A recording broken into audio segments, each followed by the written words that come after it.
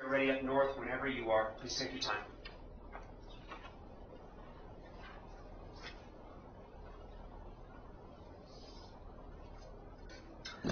I apologize, I am sorry, but I will get a call this meeting to order.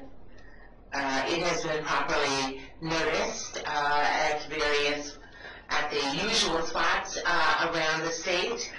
And could we have a roll call, please? Yes, ma'am. I'm going to ask any of the committee members, when I call your name, if you are a doctor, if there is a more formal title for you than Mr. or Miss, please let me know. Ms. Cornier? Present. Mr. Dickinson? Present. I apologize. Is that Dickinson or Dickinson? Dickinson. Okay. Mr. Lloyd? Ms. Niehaus? He ran to get a soda. Okay. Sorry, Mr. Lloyd ran to get a soda that he's here in the building. Ms. Niehaus?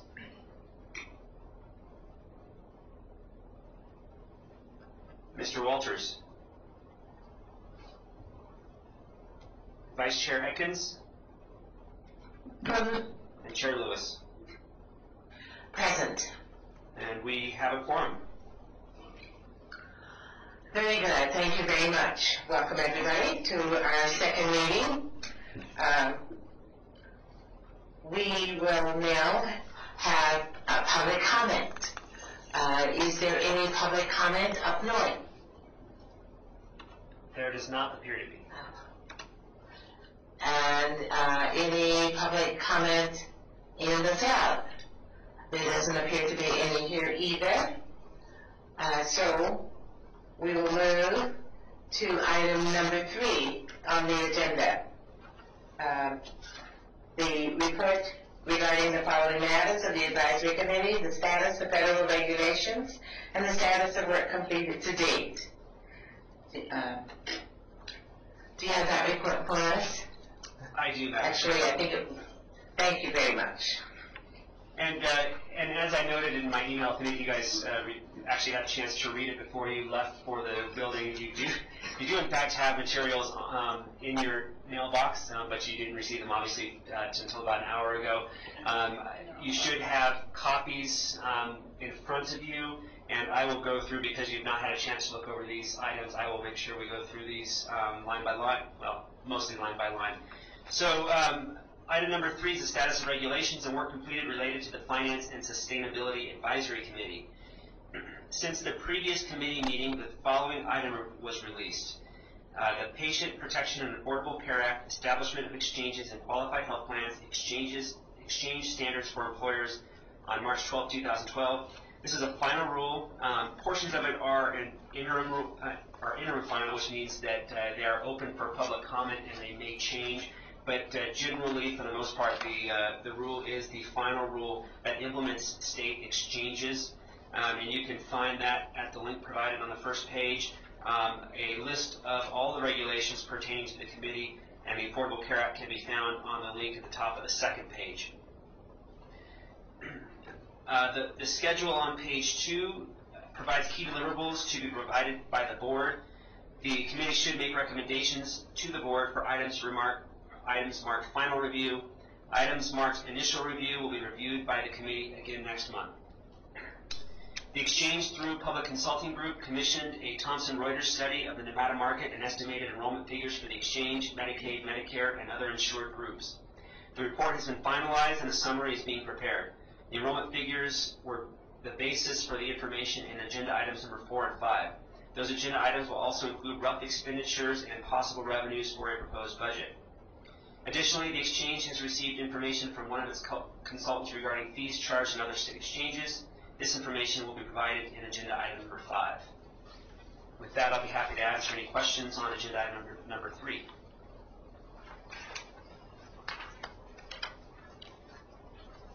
Are there any questions from the board, the public? There don't seem to be any questions here. Are there any questions up north? Okay. No We questions. can go on then to item B.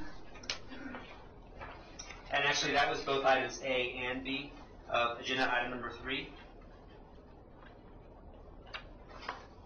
So if you'd like to move on to item number 4. I would, thank you. Item 4, discuss, approve, and provide direction regarding expenditures of the operating budget of the exchange. This report provides information regarding expenditures of the operating budget of the exchange for the next 5 years and requests the Finance and Sustainability Advisory Committee recommend the board accept the budget proposed by staff. The 5-year budget of expenditures provided on page 3 was designed to provide an illustration of the change in costs over the various years. It should be used as a starting point to determine what types of fees the committee would like to recommend to the board to use to fund the exchange. The expenditures were prepared using current state of Nevada cost schedules with no increases for inflation. Expenses are based on exchange enrollment, expenses that are based on exchange enrollment were based on the following numbers from a report compiled by Thomson Reuters for Nevada. And you can see the numbers provided are based on calendar year. When you convert those to fiscal year, we take half of the previous year and half of the next year to combine it so that we have accurate average enrollment for that fiscal year. So on the top of page 2 is the average enrollment in exchange for the fiscal years, and those years are the years ending June 30th, 2013, 14, 15, 16, and 17. Additionally, the expenditures were determined using the following assumptions. Salaries were based on the staffing plan approved by the board on March 8, 2012, with some minor modifications to be approved by the board on April 12, 2012. Salary expenses include benefits for a total of 11 full-time employees for fiscal year 13 and 13 FTEs for later fiscal years. It should be noted that the major salary costs of some state exchanges include development and call center costs. For instance, the state of Oregon has already hired 50 employees and expects to grow to over 150 employees because it is designing and writing the code for the IT component and is including the call center in-house. However, the state of Colorado, like Nevada, is outsourcing the design, development, and implementation, or DD&I, of the software as a solution component, as well as the call center, and will therefore likely have similar lower staffing levels. Out-of-state travel is based on 20 trips per year in fiscal years 13 and 14, and 10 trips per year after that. For comparison purposes, the exchange has paid for 5 trips, basically one meeting in Washington, D.C., with 5 individuals over the past 2 months. The in-state travel category is based on 13 trips per month between staff and board members in fiscal years 13 and 14, and half that number in later fiscal years.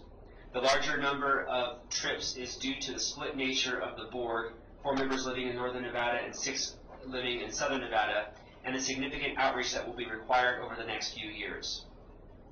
Operating expenses include rent, utilities, supplies, phone usage, conference registration, etc. Higher costs in fiscal year 2013 are due to expected moving expenses. Equipment includes all office furniture. Information technology includes computers, software, licenses, and assessments by the Department of Administration Division of Enterprise IT Services. Transfers to DWSS, the Division of Welfare and Support Services, or Welfare, includes DD&I, Independent Validation and Verification, IVV, and ongoing maintenance and operation, M&O, costs of the eligibility engine. It should be noted that the vendors to provide these services have not yet been selected. Therefore, costs could vary significantly from those shown here. Exchange consulting services include the following: business operations solution, DD&I, IVV, and M&O, and staff training. Again, it should be noted that the vendor has not been selected yet, and so costs could then, again, vary significantly. Actuarial consulting services for reinsurance and risk adjustment activities, kiosk servicing, marketing and advertising, independent auditor required pursuant to NRS 695I.370, program integrity and compliance auditors, other professional consulting services are all included in the exchange consulting services category. Navigator service expenses were calculated by our consultants based on other state exchanges. However, costs may vary significantly depending on how involved the Navigator program becomes. Transfers to Attorney General is based on using 1 full-time employee, Deputy Attorney General, and overhead for fiscal years 13 and 14, and 0.5 FTE after that. Purchasing assessment and statewide cost allocation are based on the amount paid by the Department of Health and Human Services Director's Office, decreased proportionately based on the exchange's lower number of FTEs. So on page 3, you can see our total estimated budgets for fiscal years 13 through 17. I will say that I don't think I've seen it in state service where we've gone out to 17, and it is definitely quite a guess when we get out further. The further away we get, the more difficult it is to guess at what the numbers are going to be. Generally, we've kept the costs constant where they are based on a fixed office type cost or salary. The numbers that vary significantly, such as the transfer to welfare and the exchange consulting services, are due to estimated enrollment figures increasing through the various years. Staff will update these expenditures as better estimates become available, and I imagine we will get different estimates on a monthly basis for different portions of this budget. So we will bring this back to the board certainly as we progress. The recommendation is that the advisory committee recommend the board approve the expenditures provided in this report with the understanding that updates will be provided as better estimates become available. With that, I'll be happy to take any questions. Do we have any questions? For the record, Madam Chair, Eric Wood. Now, Mr. Hager, these expenses are just expenses. They're not the fees that I saw in another document that's coming up. Is that correct? That's correct. We broke these out into 2 sections. This agenda item is about the expenses. The next agenda item will be about the revenue sources. And also let the record reflect that Ms. Niehaus has joined us. And Kevin Walters as well. Let the record reflect that Mr. Walters has joined us as well. And we are fully staffed here. Very good. Yes. Madam Chair, Chris Moyer for the record. So on the expenses, I mean, some of them swing significantly, specifically the transfer to DWSS, that in the first year it's 11 million, second year it's 18 million, third year it drops to 5. So I'm just struggling with the reasonableness of that. Is that something that we're looking for approval of the numbers, but that seems like a huge change? Yeah. But I don't know how we get comfortable. That the 2013 and 2014 figures include the design, development, and implementation of the eligibility engine. So they are very significant numbers. The total project cost is upwards of $28 million, and most of that, not all of that money is coming through the exchange. So that almost exclusively represents DD&I. There is a small portion of maintenance and operations in 2014, but most of that is, again, DD&I. And then after, and all of the money, all of the funds, all the expenditures in 2013 and 2014 are paid for by the grant with the exception of the navigators. So then in 2015 and beyond, the only cost at that point is maintenance and operations.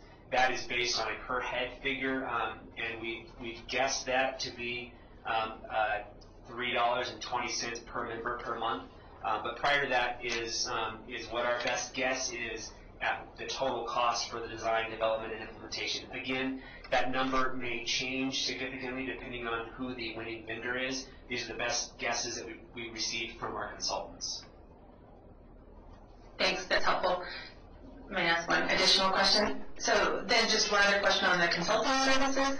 Again, those are ticking up over time, and I would think we'd have a lot of consulting initially to do the development of the programs, and that would flatten out over time, but maybe just some background on that. Absolutely, and as I indicated, that the list on page 2 shows that I think there's 7 of them.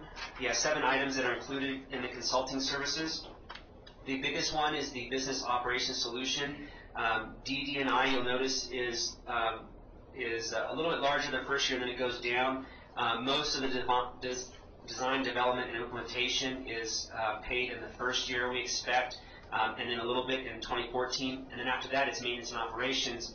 And that one also had a per member per month cost, and we guessed that one to be about $3.50 per member per month. Again, it will completely depend on what the winning vendor ends up providing, but the enrollment figures are expected to increase significantly as we get into 2017. So if you look at the top of page 2, if you multiply those numbers by $3.50 and then again by 12, you'll see where a lot of that big portion, that $13 million, is coming from at the last year. When you look at the actuarial consulting services, if we've broken that out for you, you'll see there's some implementation for the reinsurance and risk adjustment programs, and then after that it operates at about $500,000 a year consistently. Kiosk servicing, we included $40,000 per year. Marketing and advertising, we started at I believe it was about $1.2 million for the first 2 years, and then we settled on $800,000 after that. The independent auditor, we guessed that to be about $30,000. That was based off the auditing services that are provided to the Public Employee Benefits Program. The program integrity and compliance auditors was about $300,000 per year. That consultant group would be responsible for auditing the plans to make sure they're in compliance with the various standards required of the Affordable Care Act. And then other professional consulting services, that is exactly what you thought it was, and that was estimated to be about $1.5 million for the first 2 years, and that's we paid a little bit more this year, so fiscal year 12 we actually paid more than that. And then I believe we looked at about $500,000 and it dropped to $200,000 for fiscal year 16, 17, and beyond. So we are certainly aware that costs will be more expensive in the beginning for those items that are design development planning type activities, and they decrease significantly.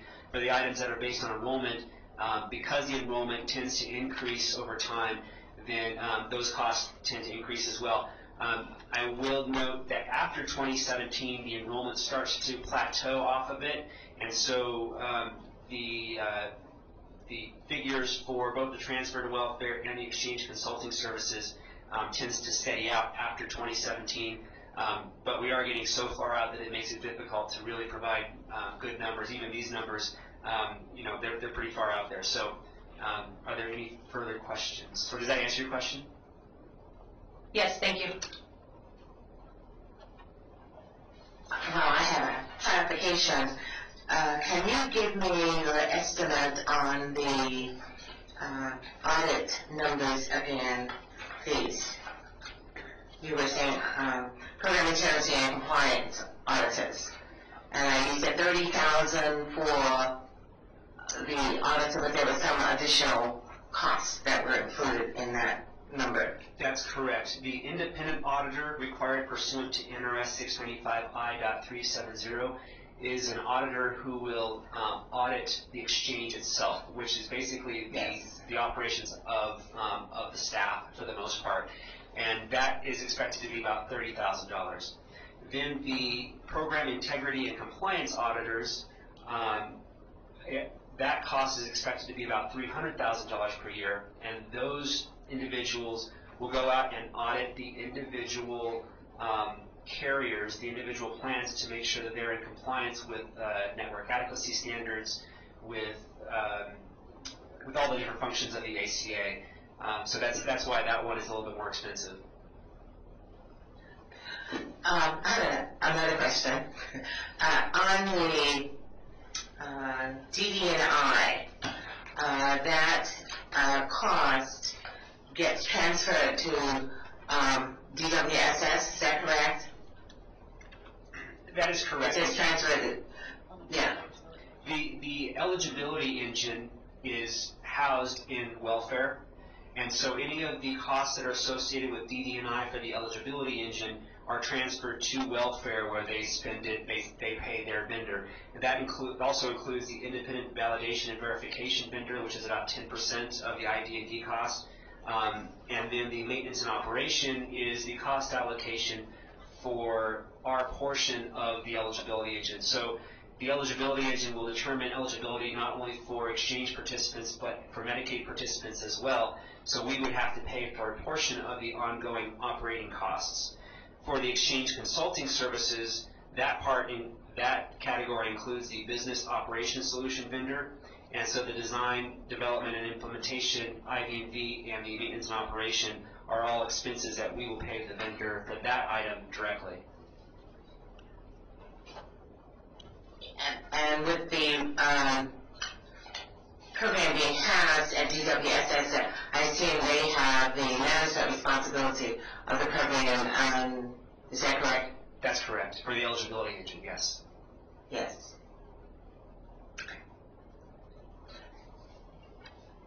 Any further questions? This is Renee. We need to. Madam Chair. Madam Chair? Yes. I'm sorry. This Yes. is Renee. I'm still confused about the DWSS.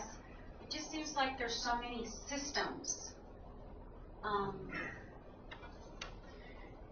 Yes, there are two systems. There are two IT components to this, main IT components. One is the eligibility engine. The eligibility engine is the portion of the IT system that houses all of the rules for eligibility. It will communicate with the federal data hub that will provide modified adjusted gross income. It communicates with NOMADS, which I can't remember what it stands for, but it's basically the system that houses all of the eligibility, that houses the database for Medicaid participants. And it will also communicate with the business operations solution, the web portal for the exchange. So what happens is a person who wants exchange coverage, they'll probably go to our website, they'll go to the web portal, and they'll put in their information, and if they are exchange eligible, they'll go through that. The BOSS system will ping the eligibility engine, which will send a ping to the federal data hub and say, yes, indeed, you are eligible for the exchange. Or you put your information in there and it does that, and instead it says, you know what, actually you're eligible for Medicaid. So then a warm transfer, if you're by phone, or a website redirect will go to the systems that welfare has, and that information will be uploaded into that web page so that a person can go through that process of getting the services that they need, whether it's Medicaid, SNAP, TANF, those items. On the other end of that is you go into a welfare office thinking that you need Medicaid, and you put your information in there, and it does the same process, goes to the eligibility engine, goes into the federal data hub, comes back, and it says, oh, you're not eligible for Medicaid, but you are eligible for the exchange. They will transfer you to the exchange web portal. So two different sites, because there is slightly different information that's required by both systems. Theoretically, everything is supposed to be automatically updated when it sends you to the other site, so you don't have to enter the same information twice, but you may be required to enter additional information for that particular program. So that's kind of how it works together. And if the exchange opens up to group participants or group employers, will that system still be able to accommodate that? Yes, so the BOSS vendor will provide a web portal, a shop exchange, premium aggregator, and all the components that go along with that service, as well as a call center. All right, thank you. Thank you. Are there any further questions up north? Does sound like that answer everyone's question? Madam Chair, Eric Wood for the record. Mr. Hager, the transfer to DWSS, as you were just describing, does that also include the caseworkers that will be working the cases to confirm eligibility? Because I know that's an issue right now in Medicaid. Do those expenditures include the caseworkers? The DD&I portion of it does not. I don't think the M&O would include caseworkers either. It's strictly for the upkeep of the eligibility engine, so our portion of that cost. Okay, so is there a component here that takes into account additional caseworkers that might be needed for the exchange? So for the exchange, there is a call center specifically in the BOSS RFP that will request, let me back up. The BOSS RFP requests services that include a call center for exchange enrollment. If a person calls a call center and they're Medicaid eligible, then the person in the call center is supposed to do a warm transfer to the welfare representative on their end. There are some cost allocations that go back and forth. So our portion of the cost of the eligibility engine is built into the Category 40 transfer to welfare. On the next item, you will see a cost allocation from Medicaid to the exchange for those people that go to the exchange and are Medicaid eligible. So they've gone through the whole BOSS system, and it says, oh, you're eligible for the exchange. We're going to transfer you over to welfare, and Medicaid pays for for that portion of it. So there's a cost associated with that person coming on the exchange and using the services of the exchange, even though they're going to Medicaid. And so you'll see on the next agenda item a cost allocation that comes back from Medicaid to us. So it kind of goes in a big circle. All right, thank you.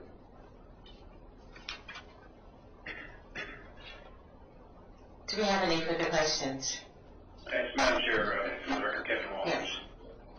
Apologies if this was already asked before I joined the call, but I saw that the the state that chose to do this in-house, state of Oregon, do we have information on what their budget is for doing it in-house versus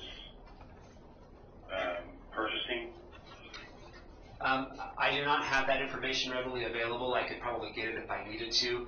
However, at this point, the decision to move forward with the software as a solution process and the BOSS RFP has already been made, so we can't really go back on that decision. Now, Colorado is doing it just like we are. They have very similar costs. I don't have exact figures for that. They're obviously a little bit different because of enrollment. They've got slightly different setups, but and they are reviewing their finalist vendors right now. So we don't know who exactly would get the winning bid, and we don't know what exactly their costs are, but their estimates are theoretically about the same. And I'm missing. Is there a breakout of Category 40 that will be coming? There is no breakout for, well, the only breakout that we have for Category 40 is between the DD&I, the IB&D, and the MNO. But generally, no, all of that is it's all for the eligibility engine. So the DD&I, most of the dollar amounts in 2013 and 2014 are DD&I, and then IB&D is about 10% of that. So basically about 90% of that figure is DD&I, with 10% being IB&D. 2014, you need to take out about 51,000 times $3.20 times 12, so about $1.5 million for maintenance and operation. But for the most part, all of that is DD&I. Thank you. Any further questions? Are we then prepared to make a recommendation to the board on approval of the budget? Could we then get a motion to that effect? Madam Council, move to submit the budget as in agenda item 4 to the board. Is there a second to the motion?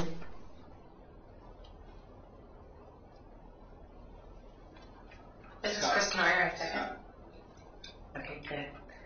It has been moved and properly seconded that we submit the budget as proposed to the board with a recommendation for approval.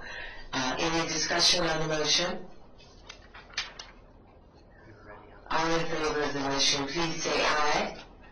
Aye. Aye. Any opposed? Okay, then that recommendation is unanimously forwarded to the board. Thank you very much. We will now move on to agenda item 5, discuss, approve, and provide direction regarding the following financing options for the exchange. And they are listed there. So, Mr. Hager, do you have some information for us on those issues? I do, thank you. For the record, John Hager. This report provides information regarding the key principles and various financing options for the exchange and includes various methods that other states are using or may use. Key principles. In developing the financing options for the exchange, the committee should consider the following key principles. This is taken from Maryland. Sustainability, reliability, and predictability. The ability of the exchange to balance expenses and revenue during uncertain economic times is critical. The financing mechanisms for the exchange should be stable, reliable, and predictable at different levels of enrollment and in keeping with the federal mandate for state exchanges. This may mean considering a combination of financing mechanisms. Encouraging participation. The exchange should be financed in a way that maximizes participation by consumers, carriers, healthcare providers, and other individual entities. Similarly, financing mechanisms should avoid discouraging participation, such as having high fees for consumers or carriers. Encouraging participation will also depend on the investment in and effectiveness of outreach and education. Minimizing adverse market impacts. The exchange should be financed in a way that minimizes adverse market impacts. For example, some financing mechanisms could create a competitive disadvantage for carriers inside or outside the exchange. The methods of financing could also affect whether healthcare providers or other entities choose to conduct business with the exchange due either to high costs or low reimbursement rates. Flexibility. The financing mechanism should be flexible enough to ensure necessary resources over time. The initial cost of the exchange is likely going to be high, at least on a per member basis, as it develops technologically and adjusts to new market conditions. In addition, enrollment is expected to increase over the life of the exchange, with initial enrollees primarily being those who are eligible for premium tax credits and cost-sharing subsidies. Any financing mechanism needs to be flexible enough to have the ability to adjust as the exchange gets off the ground and as its enrollment mix changes over time. Flexibility could be achieved in part by utilizing multiple revenue sources to finance the exchange. Sustainability options. The financing mechanisms should reflect the state's objectives for the exchange. If the state wishes to frame the exchange as a business, then the financing could be dependent on those who conduct business within the exchange, namely individuals and businesses purchasing insurance and carriers selling insurance through the exchange. If the state wishes to convey the value the exchange adds to the entire market, the financing mechanisms could be broader to include carriers inside and outside the exchange, healthcare providers, or other entities who benefit from the decrease in uncompensated care and an overall healthier population. If the state wishes to frame the exchange as a public good, the financing mechanisms could include an even broader range of healthcare stakeholders and or the general public, such as a general tax. Routine monitoring, evaluation, and accountability. The exchange budget, financing, and mechanisms for preventing fraud, waste, and abuse should be subject to routine evaluation and annual adjustment. Such evaluations should consider their sufficiency and stability, as well as the impact they have on the public health, and healthcare market generally, including enrollees, carriers, providers, etc. These evaluations should include an assessment of the impact the exchange is having on healthcare costs. Reports of these assessments should be widely available and used to inform the continuous improvement of the exchange. Transparency. The budget and financing mechanisms should be transparent to consumers. Transparency is a key principle of the Affordable Care Act and should be upheld in the financing of the exchange.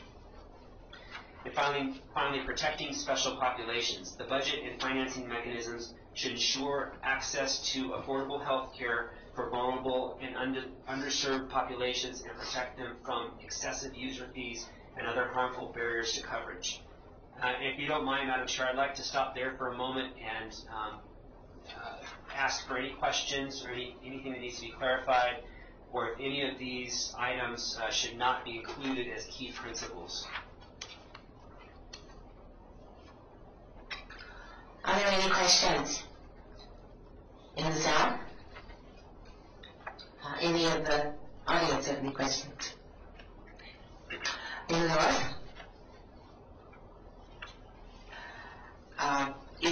consensus of the group that all of these should be included as key principles.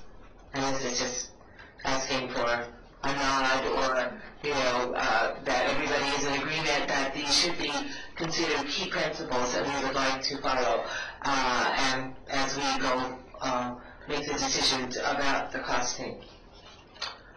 Okay, let the record show that there is consensus that these would be considered key principles. And no questions. So please proceed, Mr. Hayden.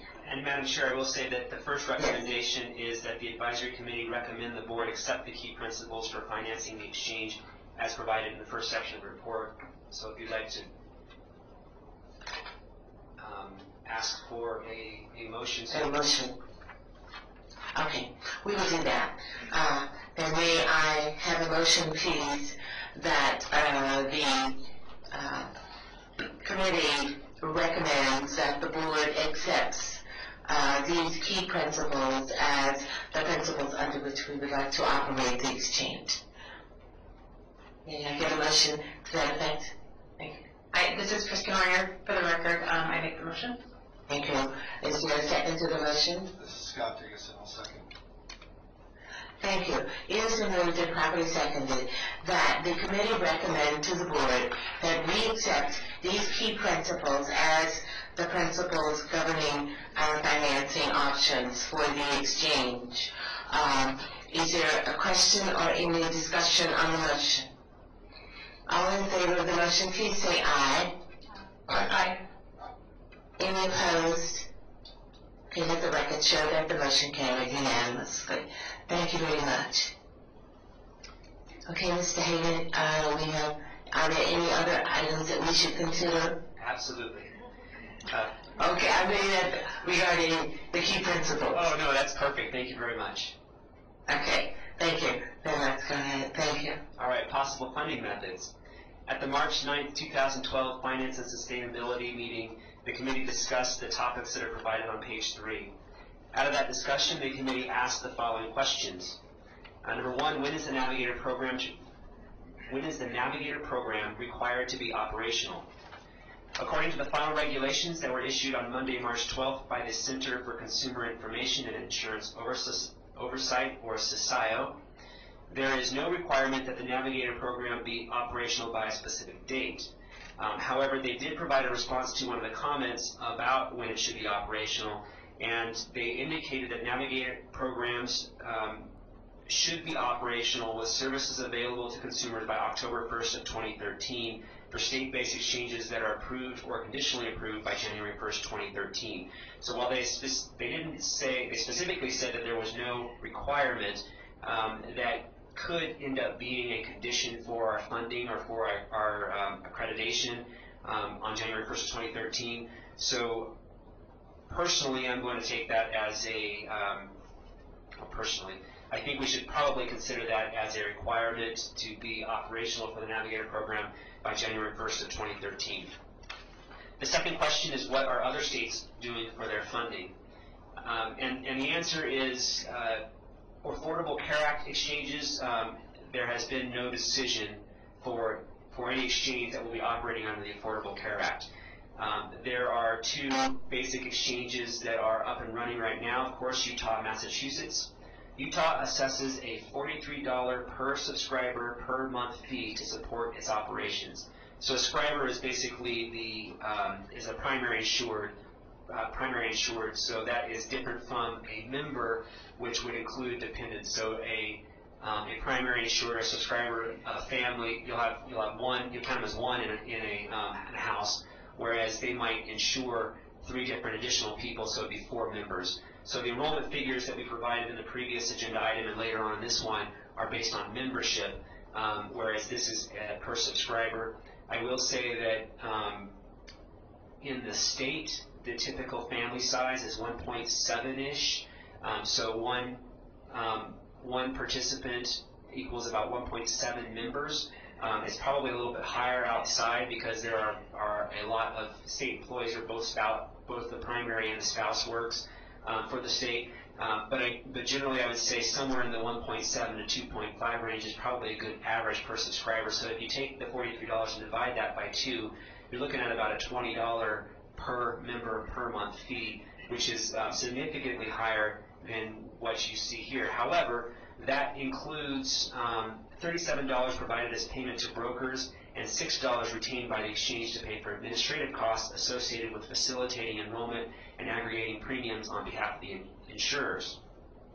Brokers under the Utah Exchange model assume primary responsibility for providing enrollment assistance to employers and employees.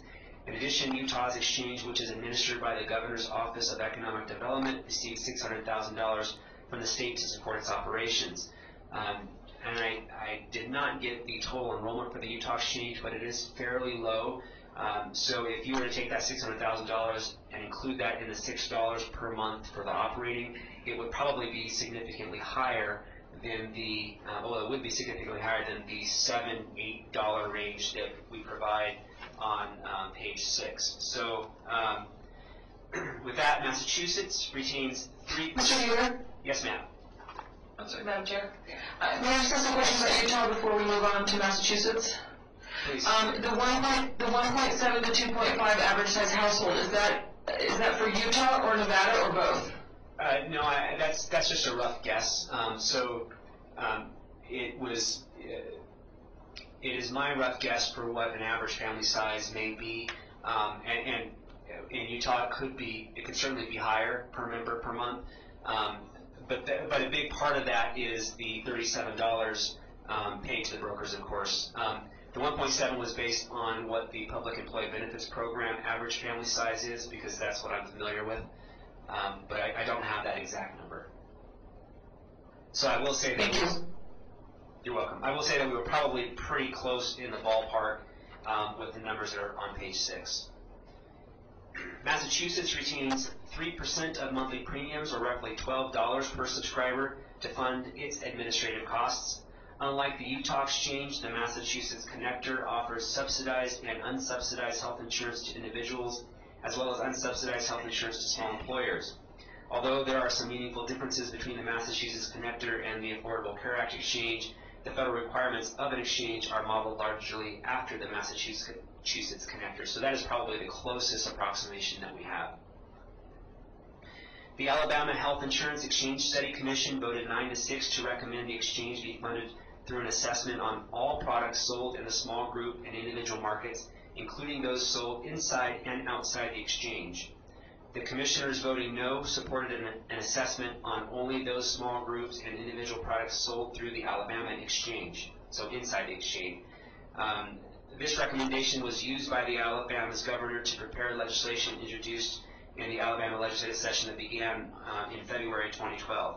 However, the decision has not yet been finalized. So basically what they're doing is they're saying this is providing a service to all insurance markets in the state, and so Alabama, the commission is recommending that they charge the fee to all individual and small group carriers within the state of Alabama, not just those only on the exchange. So it's a little bit different from the Massachusetts and Utah models. To staff's knowledge, no other state has finalized its funding methodology. So at this point, I think maybe it might make sense to open up for questions about other states, if there are any. Anyone? Are there any? Yes. Hi, this is Renee. Mr. Hager, on Alabama, do you know what the percentage is that they're? No, the recommendation by the commission was based only on a concept, not on the actual cost. So they were just going forward with the idea of how they wanted to do it, not with any kind of numbers. And are they looking at funding the same things that we're looking at funding? All of the Affordable Care Act exchanges are funding similar projects within the exchange. There might be some minor variations, but generally they all require navigators. They all require a major IT solution, call centers, etc. Okay, and then on Utah, it says with the $43 per subscriber, and then $37 provided as payment to brokers. Has any of the committees decided what the brokers are going to be compensated? So the question of how brokers fit into the exchange is a question that the Consumer Assistance Advisory Committee has been tasked with. They are meeting tomorrow at 1 o'clock, I believe in the same room. But we're not sure. So the Affordable Care Act, the regulations that just came out this past Monday, do not require that brokers be part of the exchange solution. That doesn't mean that we should disregard them.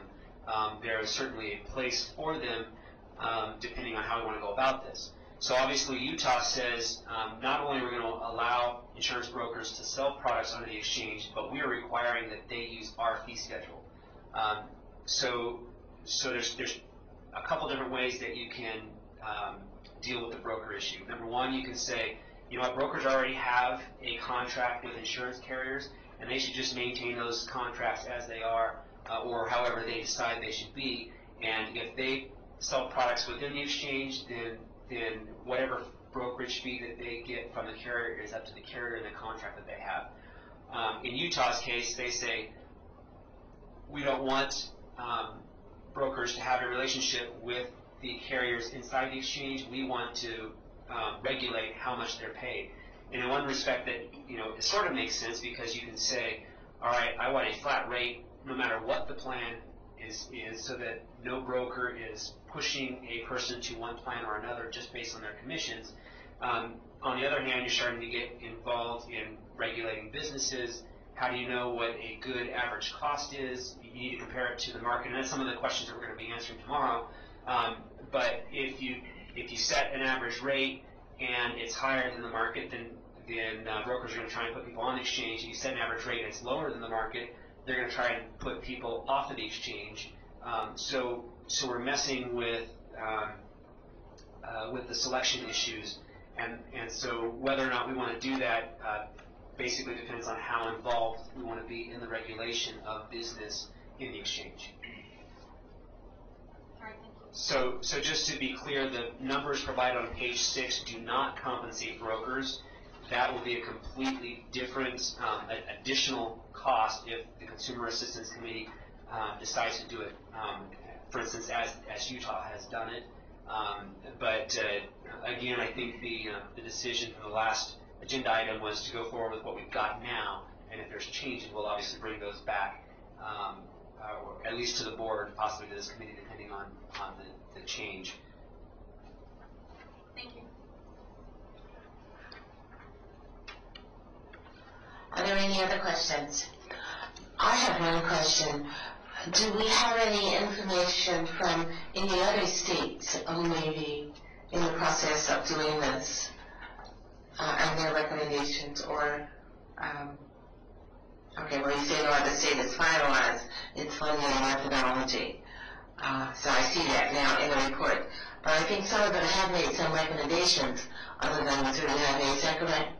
I saw something from Maryland.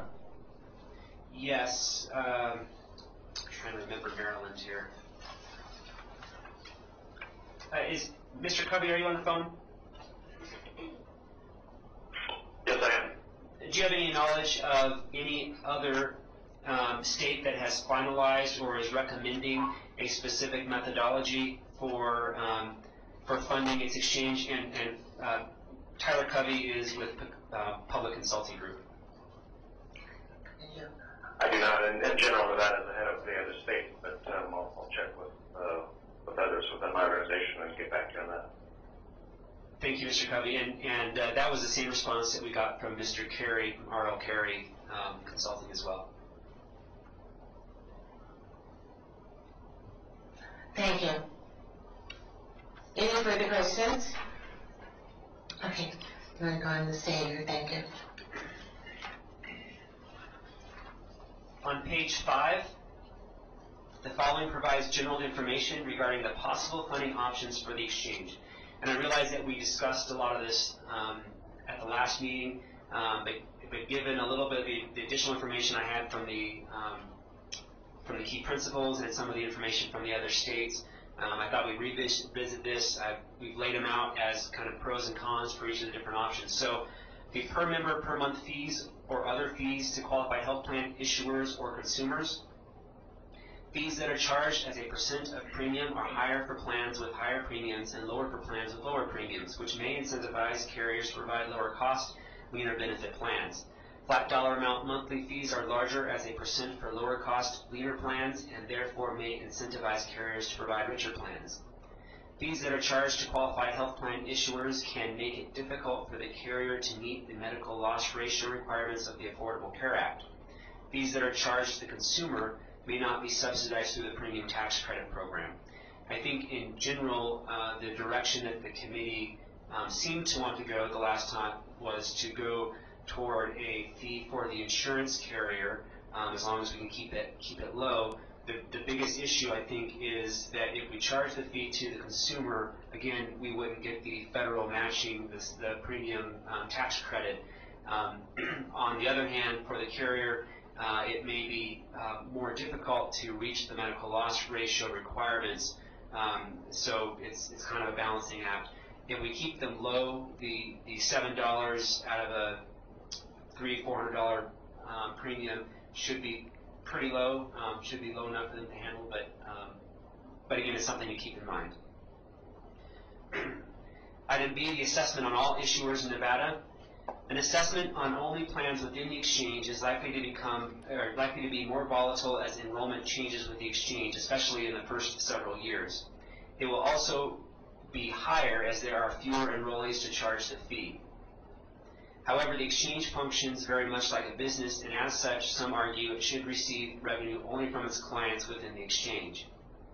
An assessment on all individual and small group health plans, both inside and outside the exchange, will be more stable and will have a lower per member cost. However, because it affects plans outside the exchange, it will likely require legislation.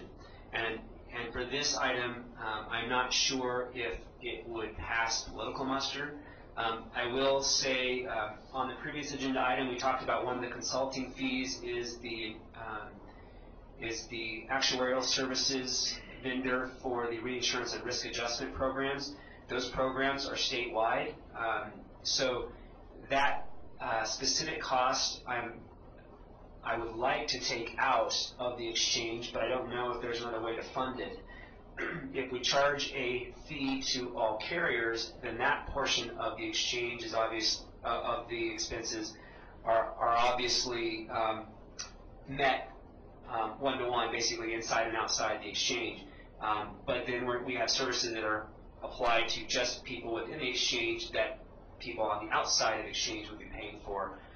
So you would have to go back to the key principles about number one, stability, because there would be a larger pool and lower number of changes, or the difference between each year would be much smaller than the difference in enrollment in just the exchange. It would minimize adverse selection or adverse market impacts, and it would convey the value that the exchange adds value to the entire market. So again, that's up to the advisory committee to assess. The numbers on page 6 are based on if the fees are charged only to those within the exchange. If they are charged to the market-wide groups, then we're looking at significantly lower dollar figures. Item C, user licensing or referral fees to dental, vision, and Medicare products. These items have been included in the proposed budget on the following pages.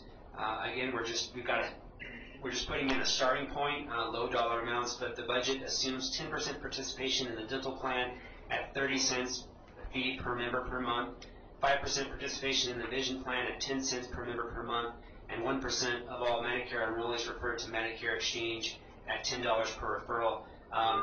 I do not even know if the Medicare referral option is an option, but it's a pretty low number in the items provided on page 6 and could be easily absorbed, as well as the dental and vision revenues. So all of those numbers are pretty low, would not change the fee significantly, maybe 10 cents per member per month. So it's not too much. Advertising fees. The proposed budget includes $25,000 in annual advertising revenue. However, staff still needs to confirm whether or not state facilities can be used for advertising, so that's something we'll be asking of the Attorney General's office to make sure we don't get sideways with any laws out there. The differences in fees, while most exchange functions or operations are funded via federal grant, and then the fees when the exchange is required to be self-sufficient. There was discussion last time about how that should happen. There was some comment that it should be flat the entire way through. When we run the numbers of it being flat, the reserves, the cash reserves that the exchange holds really are significant to the point where it doesn't make sense to have reserves quite that high. We also talked about a gradual increase in fees, and so I think we did a pretty good balance of those items. And so if you look on page 6, you can see the per member per month fee with no reserve. So those would be the fees that if we charged per member per month at 52 cents in fiscal year 14, $4.70 in 2015, $8.02 on 2016, and $7.64 in 2017, we would have absolutely no reserves, assuming that we got all the enrollment figures exactly correct. If we charge $6 the first year, $6.50 the second, $7, and then $7.50, and then I think the long-term number was about $7.55 or $7.60, so not significantly different from the $7.50.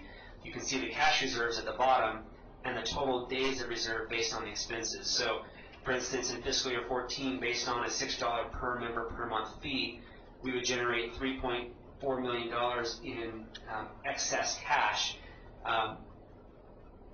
And that would be used to basically stabilize the fund to make sure that we've got enough money to pay for our expenses and get us away from the need to have a general fund advance. You can see that that's a 46-day reserve when you divide that by the total annual expenditures. The next year, while that goes up a bit, the required fee does not go up enough so that the reserve increases even more, up to a 154-day reserve, and then after that the fees start to peak and then level off, and you can see the reserve goes down, and then after 2017 the reserve stays at around $3 million, just slightly under $3 million, so that you end up with somewhere between a 40-day, 45-day reserve, which is a comfortable buffer to have in there without overcharging industry.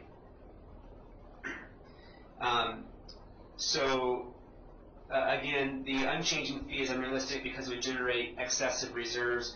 The reserve between 30 and 45 days provides enough operational cash to absorb spending fluctuations, and the fee schedule provided creates a slightly excessive reserve, again, only in fiscal years 2015 and 2016, but levels off after that. Funding the Navigator program prior to the initial coverage of January 1st, 2014, and so we wouldn't really be getting any funds from the health plans until January 1st, 2014, but the Navigator program is required to be operational, or not required, but highly recommended to be operational by October 1st. And so the question is, how do we pay for it in calendar year 2014 when we don't have any revenues yet and we can't use federal funds? And to fix that issue, staff recommends utilizing a general fund advance as allowed by NRS 695I-510. One of the things that we discussed earlier, actually today, was the fact that it makes sense for the exchange to eventually be an enterprise fund, but if the exchange is an enterprise fund, then we no longer can get that general fund advance. So if we introduce legislation this year to make ourselves an enterprise fund and be separate from the general fund, we would want that to be effective probably July 1st of 2015, so that we can take advantage of the general fund advance and then pay it back, and then move on from there. At that point, we'd have enough cash to pay for our expenses on a regular basis. And then if the committee has come up with any other possible fees or funding methods, or if there is something on the list that I forgot to include, please let us know. So maybe this is a good point to take another break. Questions? This is Renee. Question. Yes. On the 50 cents, who would we be charging that 50 cents to per member per month? Or per member per year So if we go to on E? So it's a 50-cent per member per month increase per year. So that makes sense. So if you go to page 6 and you look at the PM fee charged, so it's the third line of numbers. Under 2014, you see it's $6 per member per month. Then the next year, it's $6.50 per member per month. The next year, it's $7, and the year after that, it's $7.50. So it's a gradual increase. We basically set it now in general. The number doesn't have to be this precise. Well, you can see it's around the nearest 50 cents. But we can kind of decide a general direction that we want to go, fine-tune a little bit later. But this allows the carriers to kind of plan for it. They don't. They're not concerned about a certain, a sudden spike. For instance, if we just charge exactly what the market, what our exchange needed, we go from 52 cents to 470 to 802 to 764, and the carriers have a hard time keeping up with, what fee are they going to charge this year? How do we make our rates match what we need them to be? So this way, we set in advance. Here you go. We're going to start with this dollar amount. We're going to gradually increase it and level it off in 2017, 2018. It helps the carriers plan a little bit. So this fee would be to the carriers that are in the exchange? If the committee wishes that to be the case, yes. So that's what needs to be decided. That is part of it. And again, if you charge the carrier, there are potential issues with them being able to meet the 80% to 85% the medical loss ratio. If you charge it to the consumers, then there are concerns that they will not be able to get a credit from the federal government, the premium tax credit. And keep in mind, it's $6 per member per month, so that's an individual who can't afford insurance already, and now they're paying 6 times 12, so $72 per year. Not a ton of money, but it could, make it an issue. If it's included in the premium, then then they can get some of that subsidized as part of the tax premium tax credit. And these numbers also, I apologize, have been offset by the revenues for fees on dental plans, vision plans, the Medicare referral advertising fees, the cost allocation that we receive from Medicaid and CHIP for their members going on to the exchange website. This is Scott Dickerson. Yes. Have you done any analysis or projection of what the fee would be if we went with option B, but were charged to all issuers in that? And I meant to do that, and I didn't get it done before this.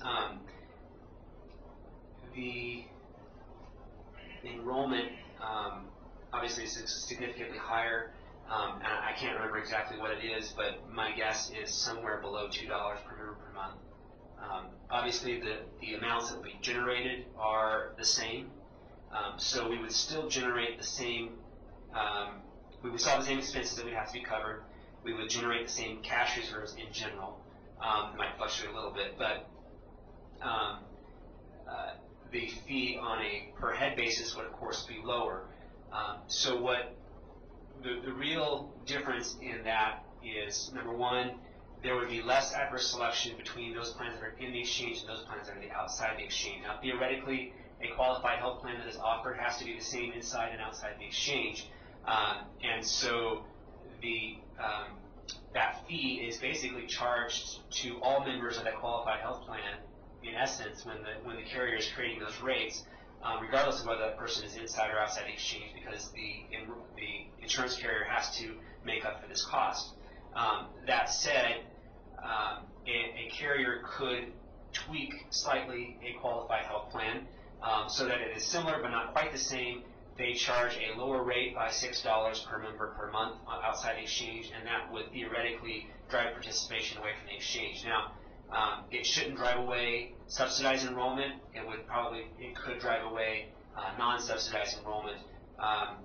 And so I don't know if there is a way for the exchange, or if the exchange even should create any regulations about tweaking plan design, or if the DOI should, if it makes sense for the DOI to make regulations about allowing them or disallowing tweaking plan design. I don't know how you would even do that. What would be a tweak and what would be a major change. But again, the same revenue would be generated. It would just be generated off of a more stable group. One of the other changes or differences you would see is if you charge that fee to both plans inside and outside the exchange, the winners, the insurance carriers that are winners are those that will have higher enrollment in the exchange, because otherwise they would have paid for more, as opposed to an insurance carrier that has lower enrollment in the exchange and higher enrollment outside the exchange. They would end up paying more than they would have otherwise. So there will be cost shifting between the insurance carriers depending on who has higher enrollment in the exchange and outside the exchange. Thank you. Paul, another question, if I could. Can you explain, what will the process be for setting and changing these fees in future years? Because I admitted, like you talked about earlier, is the costs in those out years are very speculative at this point. How will these fees be set on an ongoing basis and revised as needed? So how that happens is really hasn't been set yet. That could be one of the items that the committee takes up, and I don't remember right on the calendar right off the top of my head here, but it might have been included in the calendar. But generally what I would suggest is that we do that about a year and a half out. The carriers need to have time to, and if I'm incorrect, carriers can let me know, but I think the carriers need to have time to understand what their expenses are, so that when they are setting their rates, when they're calculating how much they need to set for their premiums, that they have this already set. I would say that if there were required to be changes inside of 18 months or inside of whatever time limit you set, I would hope that they are minimal changes that do not affect the carriers too significantly. But I'm certainly up for suggestions on how you would like that to be set. Thank you. Madam Chair. Lynette Atkins for the record. I guess I'd love to hear from some committee members on a little bit broader of an issue. I keep going back, I think, to some not a lot of fanfare at our last meeting about kind of more people participating in the funding of this. I think I brought it last time about maybe going to the legislature, about having the state pick up some of the fees. And I guess I just keep thinking that having more people insured in Nevada is going to benefit everybody in Nevada. And the idea that just the small amount of people, comparatively, that are going to be insured through the exchange are funding this, when hopefully at the end of the day, those insured through their employers or through the state or through other who are currently insured are going to be benefiting as well. So I guess the question about having all participants in insurance pay to, I don't know, I guess I'd just like to have a little bit more of a discussion about what the committee members on what everyone's thoughts are. Well, I agree with you. I think that the entire state will benefit. However, I also have a great deal of concern about trying to get some approval from the legislature to provide money either from the general fund or come up with some way of assessing other participants outside of the people who are providing the insurance. I think that would be extremely difficult in this climate in this state. As a matter of fact, as I look at the assessment on all insurance in Nevada, which I think certainly we should consider, but if it's likely to require legislation, I think that could be problematic, even though I would certainly be willing to spend some time with the legislature trying to get that passed. But I think that anything that would be much broader than that would be perceived, probably, and I don't want to make assumptions, I guess, but we seem to have some great aversion in the state to anything that makes us pay for what we get, you know, so that appears to be very, very difficult. But are there some other comments on that? And then is there some other discussion on that? Madam Chair? Yes. Oh, sorry. Go ahead. No, go ahead, sir. For the record, John Hager. So a couple of additional comments on the charging statewide. Right now, the state of Nevada has one of the highest insurance premium taxes in the country. I think it's 3.5%. So it's fairly significant. I believe all of that money is routed to the general fund, or at least most of it is. So if you are going to charge or increase that amount or charge a fee on all carriers, that could be an issue there. And it kind of goes back to if you got people in the exchange, basically what value does the exchange provide to carriers? Well, it increases their enrollment by insuring all these additional people. So theoretically, the fee that is charged to those carriers that participate in the exchange is for the value of getting that extra distribution channel. That said, we are in the process of starting to do some outreach to legislators and other officials to see whether or not we can even consider going forward with a statewide assessment, or at least an assessment on all small group and individual carriers. And so it's a possibility, but we have not had a chance to reach out to all of the officials yet, to any officials for that matter. So we're working on that. We've got some meetings scheduled, and that may be a possibility. Yeah, I ran out. Sorry, that's it. Yes. Madam Chair, Eric Lloyd for the record. John, at your request from our last meeting, I sent an email with other options that I thought were potential options for funding, and one that the committee has not considered yet that I'd like to throw out there as an option would be that for the navigators, that this state may also want to consider charging navigators directly for services that enable them to function, including their receipt of requisite training or certification as a navigator. So there could be, in order to be qualified as a navigator, and to get certified and the requisite training, perhaps there's a fee that could be charged under that, recognizing that probably wouldn't be sufficient to cover all the costs, but, in the spirit of brainstorming and coming up with other options, I thought that might be another viable solution. I have a question. What benefit would being a navigator then, what benefit would they receive from that? And since we're talking mostly about nonprofit agencies that could be navigators. Right, well, I guess I would say that in order to participate and make sure that they're sending the right message and they're attesting to the information that the state is deemed appropriate for the navigator program, that they get some type of certification. It's just like what the broker community has to do right now to be certified. It would be a similar certification that they could obtain, and almost distinguishing them as a state-sponsored navigator to offer these benefits to potential members. So, they would get certified through the certification process. They pay a fee to be quote-unquote certified, right? And by doing that, there would be a fund generated from that certification cost. I mean, it's just another way of potentially compensating for that expense on the front end when the feds aren't paying for it the first year and the navigators have to be up and running.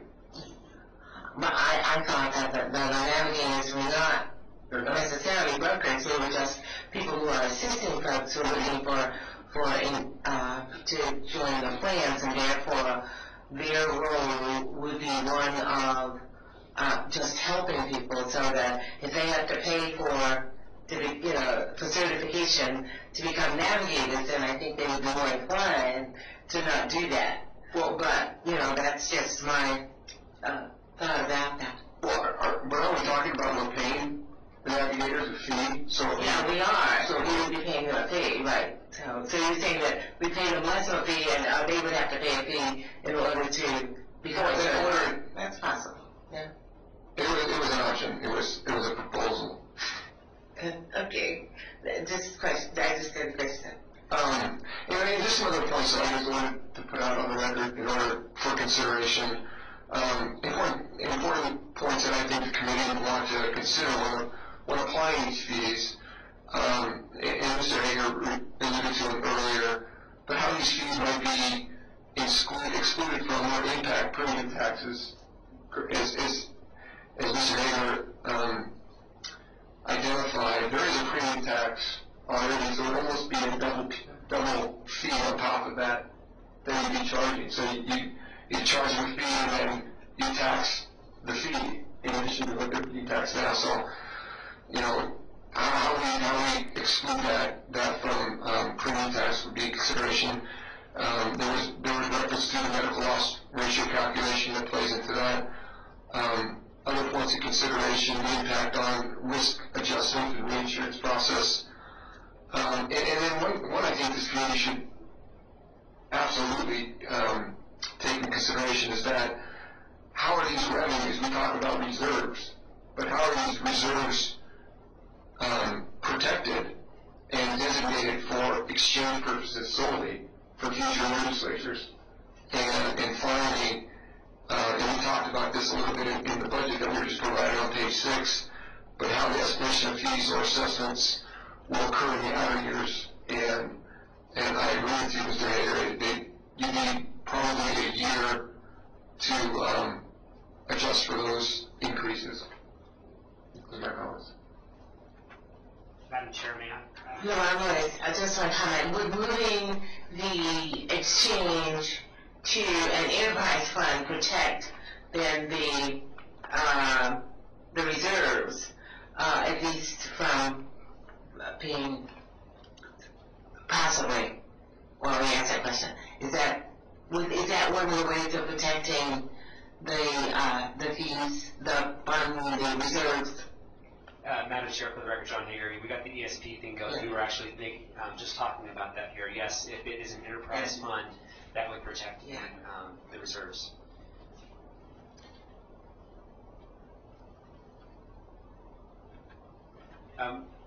One other thing, if I might.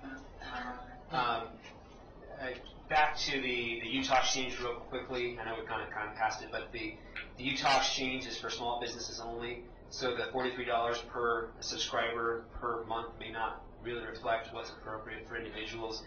Typically, the costs associated with individuals are higher than they are for groups. So just keep that in mind as well.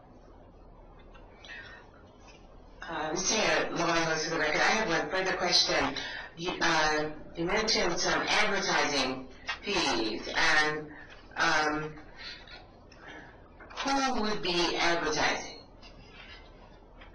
That's a good question. I don't know. I would expect that if we have a website, there are potential places on that website to have advertisements. I don't know if those would be insured carriers, although that, to me, if you have an insured carrier advertising right next to a list of insurance products, I don't know if that takes away from the exchange's impartial view of what is on the website, but there may be other items that you could put on there as well. I don't know exactly. We put a low number in this budget just to reflect that might be a potential. Again, we need to discuss with the Attorney General's office whether the state can even do that, but I don't want to discount any potential source for revenue. Thank you. Madam Chairman, this is Renee Niehaus. I just wanted to address the question about where we could get other funding and from the community and from the state of Nevada. And you know, I do struggle with that and just trying to think of who we could or charge, or so that, because not everybody is going to be affected the same by the exchange. And so, you know, trying to find a group,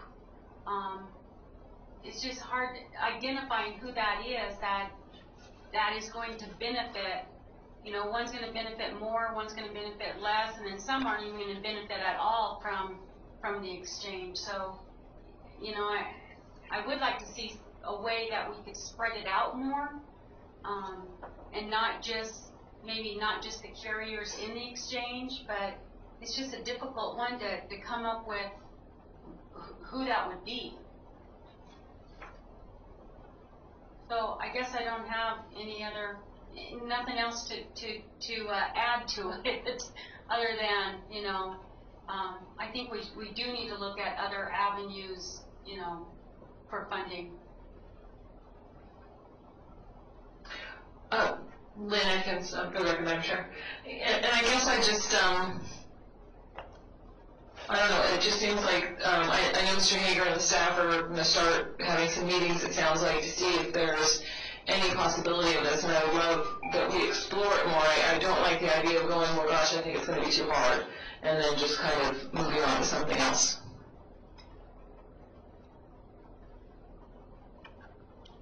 Madam Chair? Yes. For the record, John Hager. So the decision on whether or not to charge only enrollees in the exchange or to charge enrollees both inside and outside the exchange does not need to be made today. We can bring that back to the April Advisory Committee meeting with a little bit more detail on the potential pool of people that would be affected.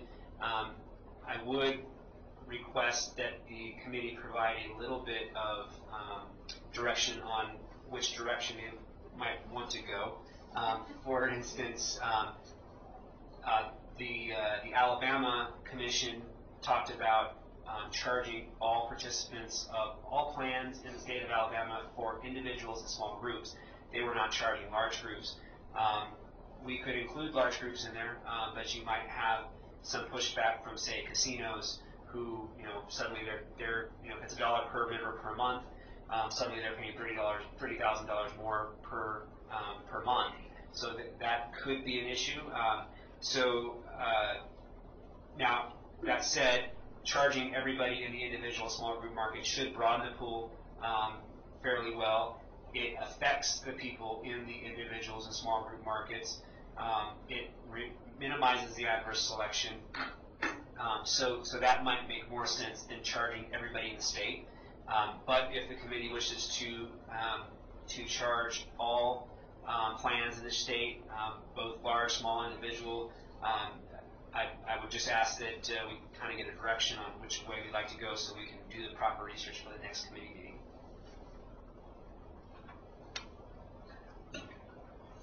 Okay, do we have any further discussion on which way we want to go in terms of what we want to recommend?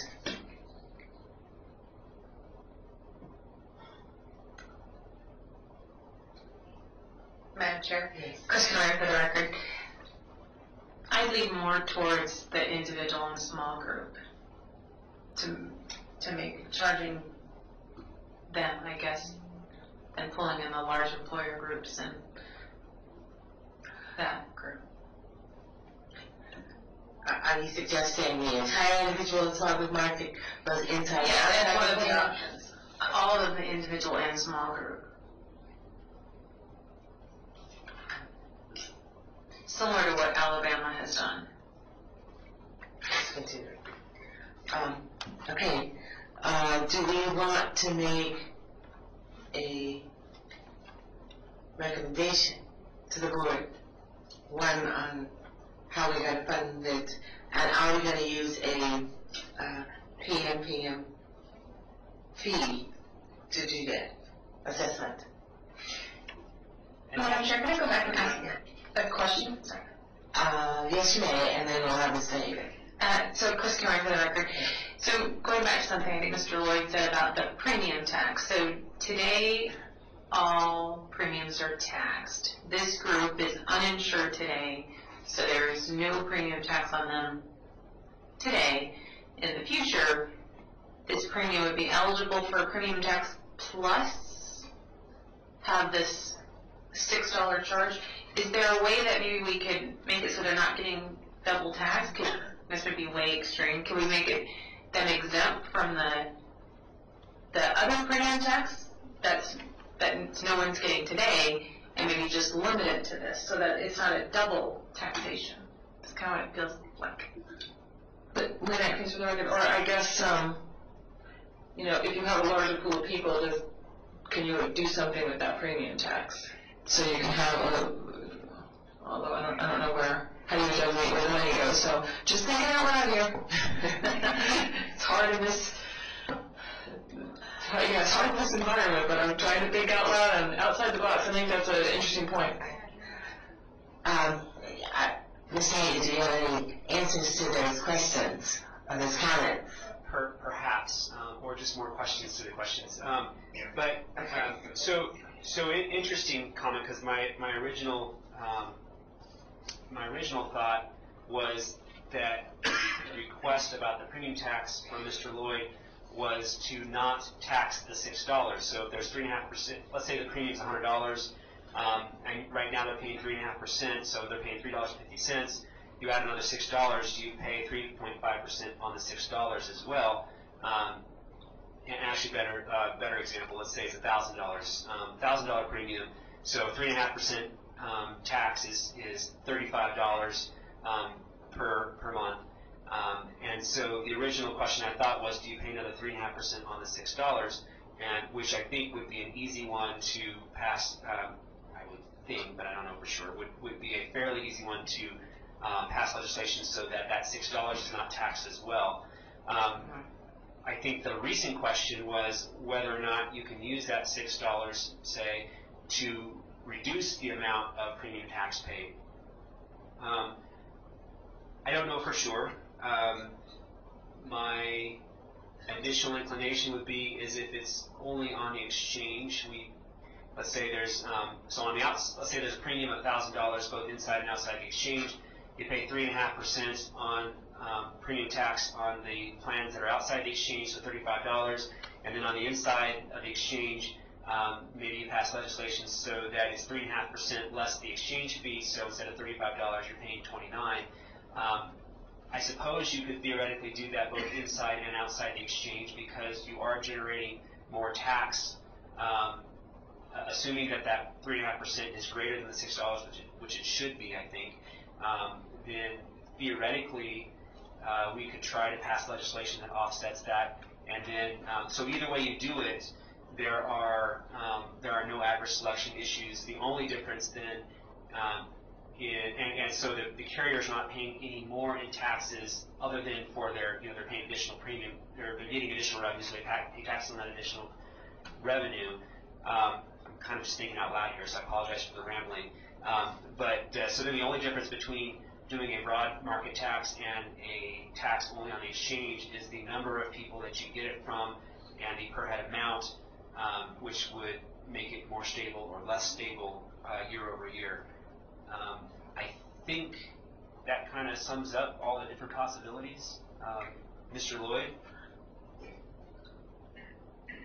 Is that, yes, makes sense? Then I can, for the record, I think there's some of that. I think, I guess, can I even ask a question a couple steps back? The 3.5%, that money goes to the general fund, as far as we know? Yes. I believe so. So if we're going to be adding $250,000 more new subscribers or members, the 3.5% will be paid on those new members. Is that right? Yes. Okay. So I don't know how much money that is, but so is there a way to maybe figure out what a 0.25% of that 3.5% is, or 0.5% of what that is, and use that to fund the exchange? Without these fees, without the $6 fee, the $3 fee, the $7 fee? Madam Chair, Chris, so similar to that you're not doing both. So one is to take the 3.5%, which would be the $35, and either, one, take that money and move it to support the exchange, but we don't need $35, we only need $7, so just charge them $7, which I don't know enough about the rules, and can you actually take it and make them exempt from the 3.5%? So that's what I was originally saying, is can you take it and say that for these uninsured population who aren't paying premium tax today, so it shouldn't be a negative impact on the general fund, can I take those people, move them to just to be funded by the exchange at the $6 or $7 PM, so they don't have to pay the 3.5% of the additional $35 load at all? Which shouldn't be a negative to the general fund, because they're not getting it today. So then, any insurance, I apologize for the record, John Hager, so that any insurance plan offered in the exchange would not have any tax, it would only have a $6 per month fee? Well, Yes, that's what I'm suggesting. That they wouldn't now be subject to a 3.5%. So today that population's paying no premium tax today, because they're uninsured. So rather than taxing them 3.5%, as we do for all other carriers, just charge them the amount needed to support the exchange, which is what they participate in. And this is Renee Niehaus for the record. This is Renee Niehaus for the record.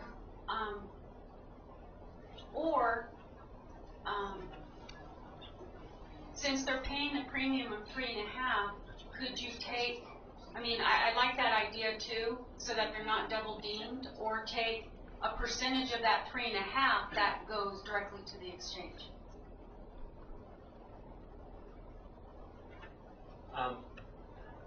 Madam Chair, for the record, John Hager, I don't think that completely eliminating the premium tax for plans offered in the exchange will work politically. However, there might be a middle ground. Perhaps you say, hey, look at all the additional revenue we're going to generate. Maybe we can lower the overall percentage for all plans.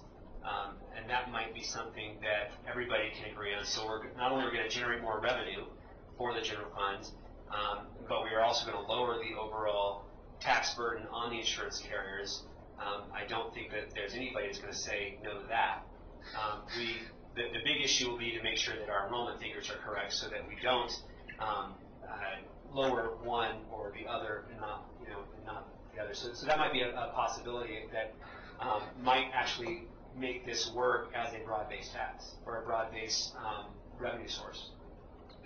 This is Scott Dickinson. Kind of a question and a comment. One is I believe you said it was Thomson Reuters who did the forecast of the enrollment. Did they break that down? Do you have additional detail on how many of those exchange members are going to be coming from the ranks of the uninsured? Because I guess the comment is I'm not sure that it's an accurate assumption to say that all of those individuals are currently uninsured. For the record, John Hager, that is correct. Not all of them are currently uninsured. However, a majority of them are. So if we were to do this, we would need to do it in such a way, again, we'd have to take that into account. Give me just a second to find the information on the market.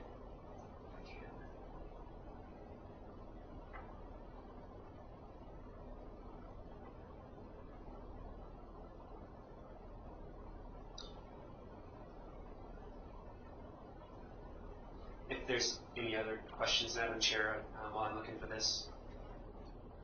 This is Renee for the record. I can add that, they may not all be uninsured now, but they may be coming from self-funded plans that employers are no longer going to offer, and you're not getting a premium tax on those plans right now, so it could, balance it out. Madam Chair, Eric Lloyd. So the concept concept was what we're talking about here, which I think is a good one. You know, the double tax, you know, you tax a fee after you're already having a tax, right? I don't know, to Mr. Hager's question earlier, whether or not you can just remove the tax. I don't know if that's a requirement, but the 3.5% maybe 1 3/4%, depending upon what carrier you're talking about, because the premium tax is applicable to those carriers that, I'll just throw out a term, that domicile in the state. So if you own property in the state, it's a different tax than if you don't domicile in the state, and that's where the 3.5% premium tax comes in. So it's a different tax depending upon what carrier you're talking about. I think that the concept is good. We have to find out what percentage of the exchange population is truly coming from uninsured, right, or self-insured at this point.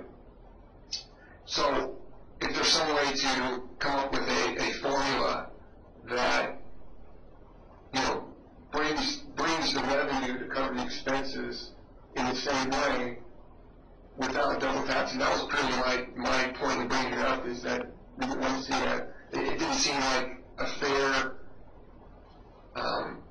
objective to double tax a fee after you're already having a premium tax. So that was the premise of starting this discussion. But I think the direction the dialogue is going is good. I want to ask for the record, well, it seems that a couple of things would accomplish what you were saying. You know, if using the 3.5% as a rule and that amounting to $35, then if you, for people who were enrolling in the exchange, if their premium tax then became $29 and $6 of which went to the exchange, they wouldn't then be double taxed on that. I mean, just, less. The other way, of course, is lowering the overall rate for all of the plans, with, of course, the exchange still getting the $6 that they need, assuming operating with some, you know, actuarially correct numbers that would show the state that they are still going to get at least the same amount of revenue, maybe some increased revenue, because there would be this increased participation in the plans. Therefore, they could lower the rate to 3.25% or something that would result in some, you know, them still getting the same amount of income. So I think that both of those would result in accomplishing what we're well, it would generate the revenue that we're looking for, and it also should be acceptable, or more acceptable anyway, legislatively. But then, Ms. Atkins, you were thinking of looking for some way we would have some participation by all of the groups that are going to benefit from this increased insured population in the community, who would there be going to able to get their hospital bills paid and other things done, so that they are no longer a drain medically on the society, and I'm not quite sure, you know, that would then require us to perhaps look for some additional ways of considering an assessment.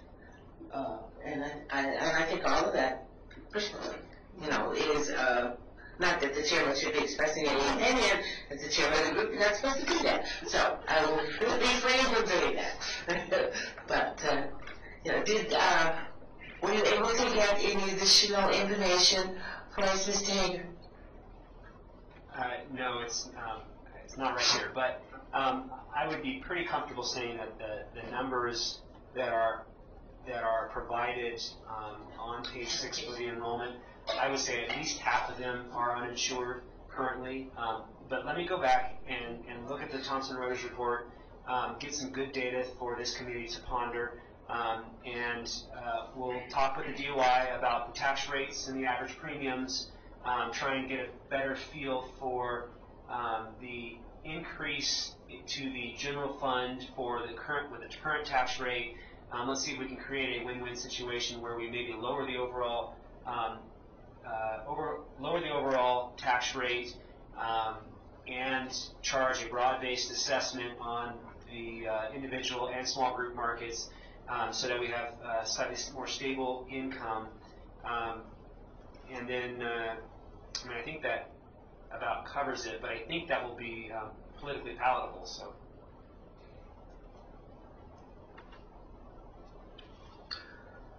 Very good. Okay, do we need that? Are we prepared to, we've already recommended that the board accept the key principles for financing the exchange as provided in the first section of the report. And are we prepared to recommend that the board fund the exchange through a PMPM assessment, period? I don't know that we are ready to say either A or B at this point, if we're going to go back and get some additional information. Is that correct, Ms. Hager? I would agree with that. I think once we bring back the information in April, we would certainly be able to bring that back to the committee for its recommendation to the board. The information that I have from the committee on the expenditures will be sufficient to provide that to the board. How the fee is generated, we can leave that up to the next committee meeting. If we could proceed with items 4 and 5, however, those recommendations on page 7, whether the committee wants to continue with those possible options. For items 4, I'm pretty confident we can get fees for dental and vision. Whether or not we can get Medicare referral fees, I'm not sure, but we have to reach out to some exchanges within the country and see if we can do that. Item number 5, we'll obviously have to talk to the Attorney General's office, but if you approve it here, then we'll go forward with the assumption that it's going forward, that it will go forward, unless we find out information to the contrary. So, Rhonda, for the record, so are you suggesting that we approve item 2 or not? I don't mean A and B parts of it, just item 2 with a period after assessment. No, we can wait. We should hold that debates. Yes, ma'am, we can hold that till April. Okay. What about item 3? I think item 3 will depend on the changes to enrollment year over year on the plan, on the market as a whole, and so we'll revisit that one as well. All right. So then, can we have a motion on recommendations number 4 and 5 with additional information, of course, being required for item number 5?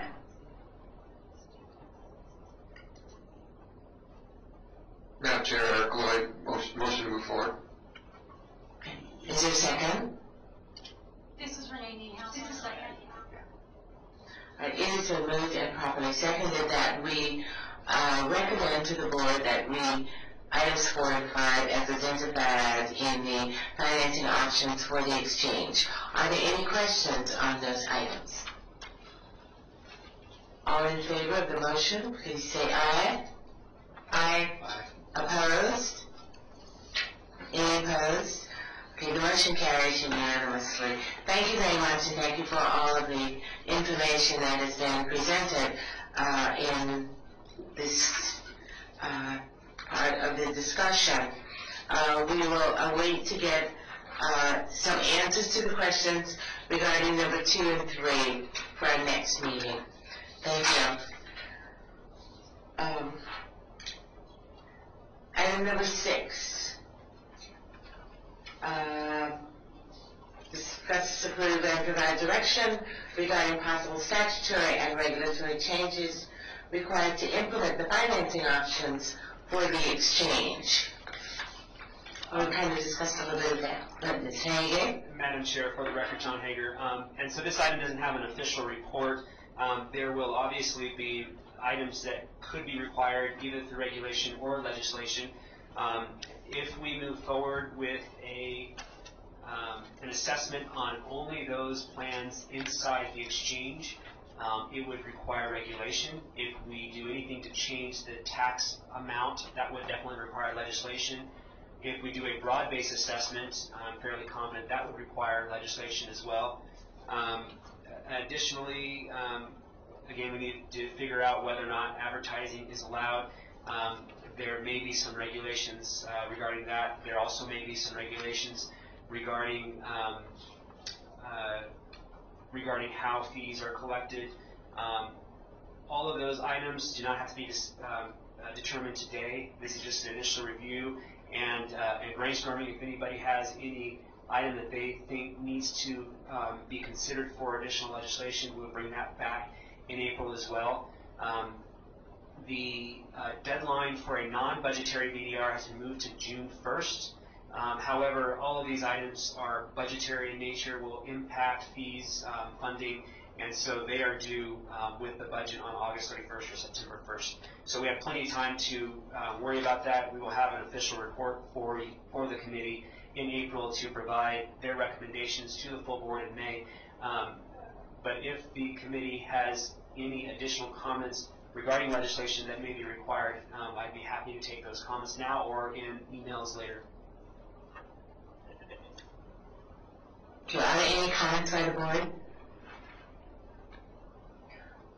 I think we have discussed some issues that may require some legislation, so we'll have to, review some of those. And any other ideas that may come up, please email those.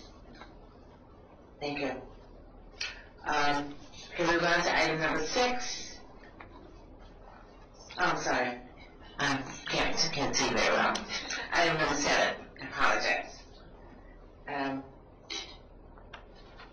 Sager, do we have any further discussion on that? And no, ma'am. Item number 7 is discuss, approve, and provide direction regarding statements of fiscal action impact for recommendation to the board. And this is just to make sure the board is ever mindful of the possible fiscal impacts. I think that was readily apparent today. Okay. Item number 8, discussion of future meeting agendas.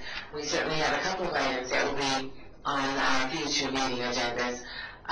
Any other items that we perceive we need to include? As they come up, we will email those also. Do we have any public comment? Any public comment up north? Any public comment here? In Las Vegas? There appears to be none.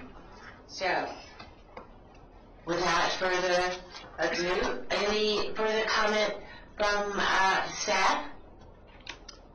I'd just like to thank the committee for the very valuable discussion we had today. I think we can really move forward with these recommendations and make this work through the legislative process. Thank you.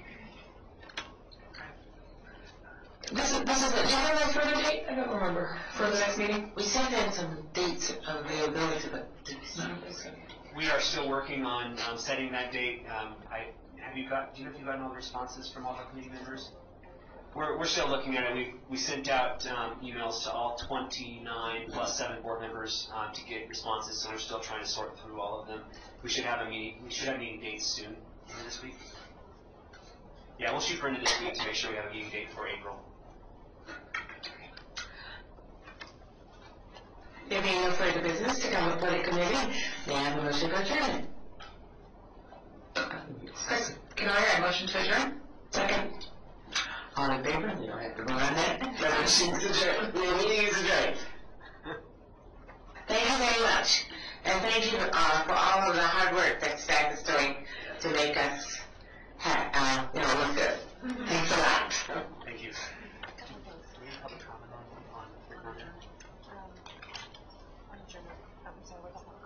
Sorry, do you have action on it? Yeah, local selection. I was going to go. Yeah. And I don't know what you can do on this stuff. We are having a meeting directly, that's fine. We just have to make sure that they don't copy each other because, the serial communication. Yeah, we discussed that. People like copying everything, you can do that. Absolutely. So we discussed that at the presentation we gave to all advisory committee members. Okay. And told them we're going to blind carbon, on all our communications, we blind carbon them, so if they respond to me. Good, perfect.